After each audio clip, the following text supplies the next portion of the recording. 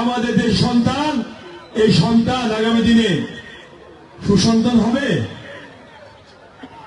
নাকি কুসন্তান হবে? সন্তান কি ডাক্তার হবে না সন্ত্রাসী হবে?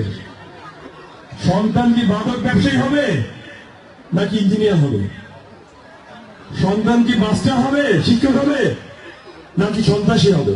আমাদের অসংখ্য মা বোন এখানে কথা বলতে বলতে আমি অনেক শুনেছি, অনেকে রোগে আক্রান্ত হয়ে এতটাই বিচলিত, চোখ দিয়ে পানি টসটসকে পড়ছে, চিকিৎসা পাচ্ছে না। সেই চিকিৎসা তারা ফিরে পাবে কি পাবে না?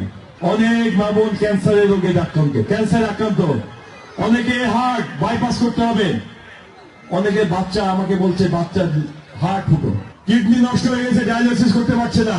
অনেকে পরিবারের কর্তা ব্যক্তিরা স্ট্রোক করে প্যারালাইসিস হয়ে গেছে, প্রতিদিন 300 টাকা 350 টাকা লাগে, তাদেরকে ফিজিওথেরাপি দিতে পারছে না।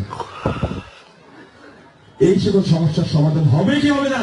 আমাদের সকলের আশা এই 3 আসনে একটি উন্নত মানের হাসপাতাল প্রতিষ্ঠা হবে।